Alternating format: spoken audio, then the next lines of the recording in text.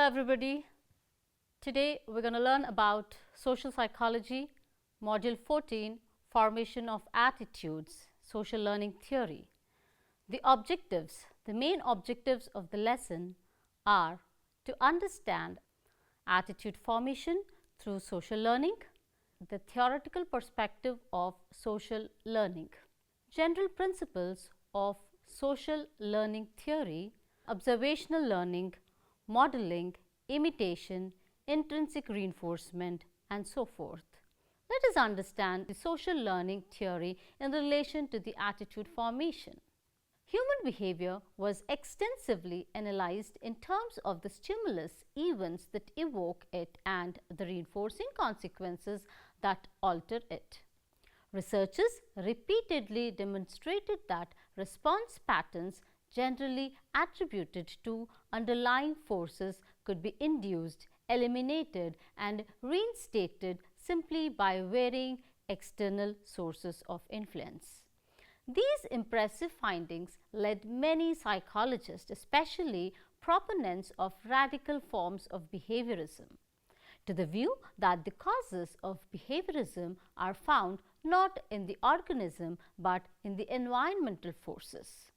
The idea that man's actions are under external control through ample documented was not enthusiastically received for a variety of reasons.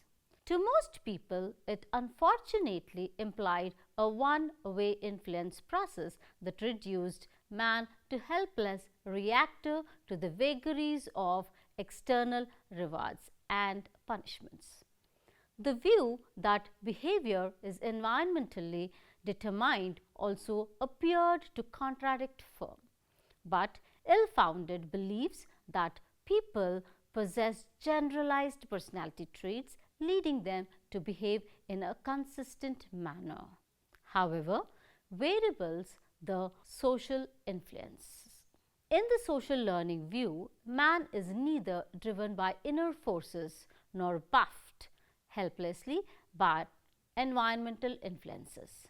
Rather, psychological functioning is best understood in terms of a continuous reciprocal interaction between behavior and its controlling conditions. The social learning theory outlined on the important roles played by vicarious, symbolic, and self-regulatory processes, which receives relatively little attention even in most contemporary theories of learning.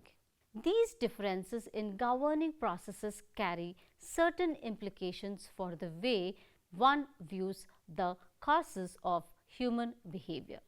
Social learning theory. The social learning theory was proposed by Albert Bandura in 1969. In 1977, he states that learning happens through two important components: learning through observation, learning through modeling, that is, building certain attitudes through meaningfulness of different types or expectancies. According to theorists, observational learning and modeling is one of the prime methods by which behavior is acquired, resulting in forming attitudes. Reinforcement for the observer may not be obvious, and the person need not practice the behavior. Assume that in your home, all family members politely ask each other to pass the different dishes on the dinner table. Now, imagine that one of your friends from college joins your family for dinner. His background is different. He reaches for what he wants and extends his reach with his fork. Moreover, his table manners consist of showing his food for laughs and drumming his utensils to express pleasure. Neither style is necessarily right or wrong, but you will be affected by watching his behavior. As an observer and with your guest as a model, your behavior potential is being altered. Perhaps out of politeness, your parents tolerate your guest and even reward him with surprising comments about his spontaneity and openness. These actions by your parents serve to reward your guest and demonstrate to you that such behavior is not only acceptable but also appreciated. The likelihood of your table manners showing some dramatic changes has increased of behavior. Another process through which attitudes are formed is observational learning, in which individual acquires new forms of behavior or through observing others. For example, children learn many things through observation, including attitudes of their parents who may not want the children to acquire positive views of smoking. Both children and adults acquire attitudes even through exposure of the mass media, especially televisions, magazines, and films. Developments in learning theory shifted the focus of causal analysis from hypothesized inner determinants to detailed examination of external influences on responsiveness. Traditionally, theories of learning generally depict behavior as the product of directly experienced response consequences. In actuality, virtually all learning phenomena resulting from direct experiences can occur on the vicarious basis through observation enables individuals to acquire large integrated units of behavior. For example, emotional responses can be developed observationally by witnessing the affective reactions of others undergoing painful or pleasurable experiences. Learning by direct experiences. New patterns of behavior can be acquired through direct experiences or by observing the behavior of others. The more rudimentary form of learning, rooted in direct experiences, is largely governed by the rewarding and punishing consequences that follow any given actions. Simple performances can be altered to some degree through reinforcement without awareness of the relationship between one's actions and their outcomes. Social learning theory serves as informative and incentive functions, responding and strengthening capabilities. Informative function of reinforcement. In the process of learning, people perform responses and observe the differential consequences accompanying their various actions. On the basis of this informative feedback, they've developed thoughts or hypotheses about the types of behavior most likely to succeed. These hypotheses serve as guides for future actions. Learning by the consequences partly serves as an unarticulated way of informing performers what they must do in order to gain beneficial outcome or to avoid punishing ones. Motivational function of reinforcement. Human behavior is not always controlled by immediate external reinforcement. As a result of prior experiences, people come to expect that certain actions will gain them outcomes they value, others will have no appreciable effects, and still others will produce undesirable results. Actions are regulated to a large extent by anticipated consequences. Homeowners, for instance, do not wait until they experiences the misery of burning home to buy a fire insurance. Thus, the capacity to represent actual outcomes can be converted into current motivator, can influence behavior in same way as actual consequences to solve problems with insight and proactively plan their actions foresightly. Cognitive mediation of reinforcement effects. The emergency of awareness is accompanied by increases, decreases, or no change in performance largely depends on the reward value of the response consequences. People who are aware of appropriate responses in a given situation and who value the outcome they produce change their behavior in the reinforced direction. On the other hand, those who are equally aware of the reinforcement contingencies, but who devalue either the required behavior or the reinforcers not only remain uninfluenced but may even respond in an oppositional manner. General principles of social learning theory. Let us understand the observational learning. In 1961, Bandura conducted his famous experiment known as the 𝗹𝗶𝗸 experiment to study patterns of behavior, at least in part, by social learning theory, and the similar behaviors were learned by individuals shaping their own behavior after the actions of models. In many cases, children hear their parents say things not intended for their ears, or observe their parents engaging in actions the parents tell them not to perform. For example, parents who smoke often warn their children acquire from some such instances.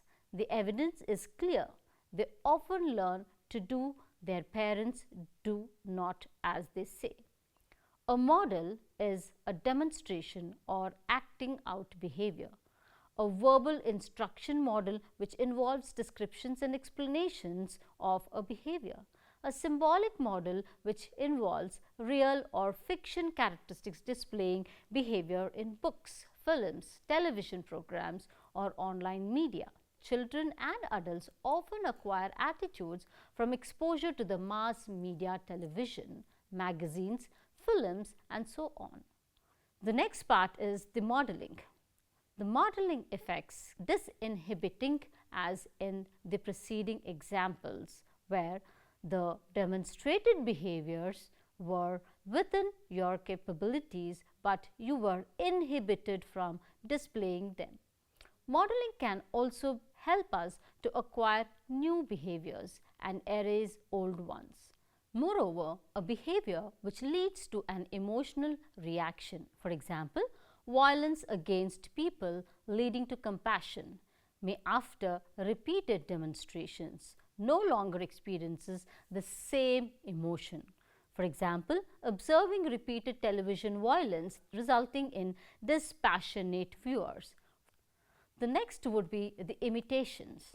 Imitation appears to play an important role in the attitude formation. By this, the individuals acquire new forms of behavior merely through observing the action of others, and this reason can even happen when parents have no desire to transmit specific views to their children.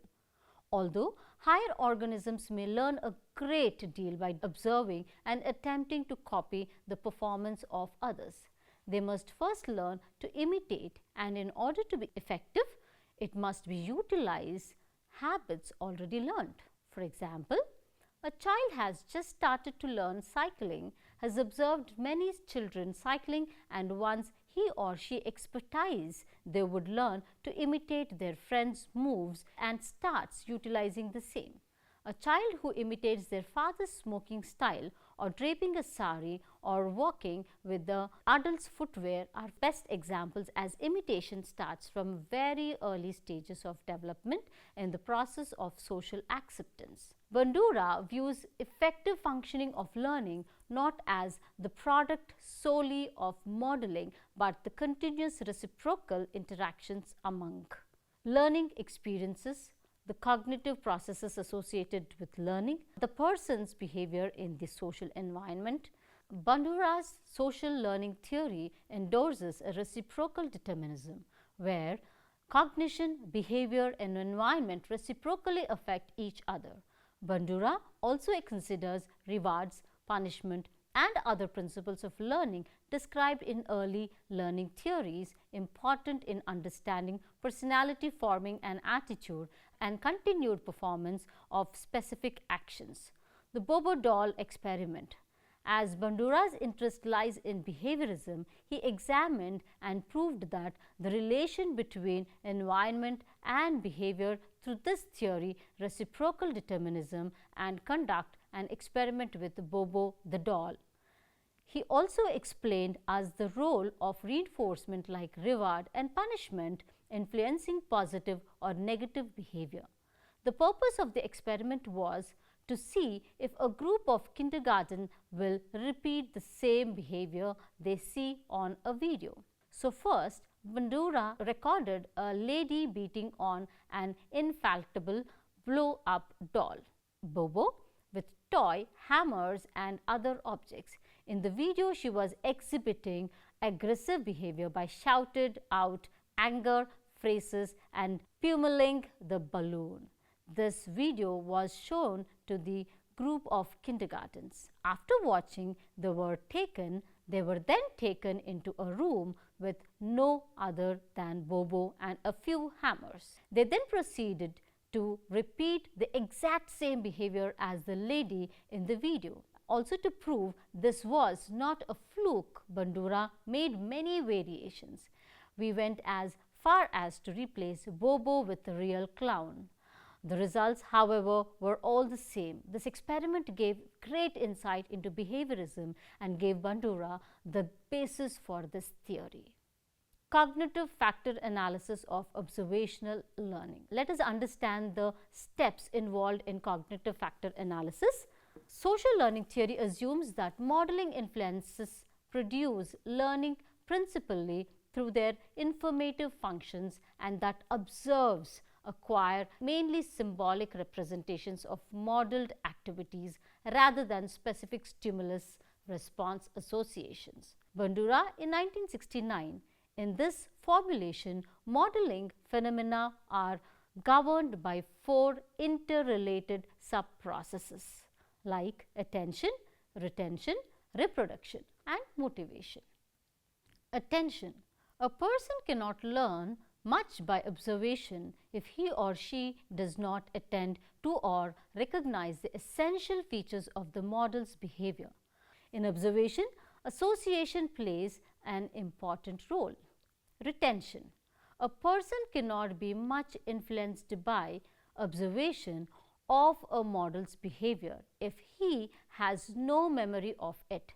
A second major function involved long-term retention of activities that have been modeled at one time or another.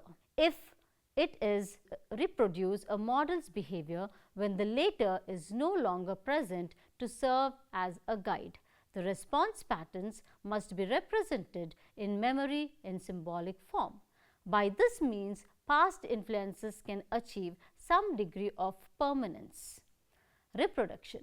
The third component of the modeling is concerned with processes whereby symbolic representations guide overt actions.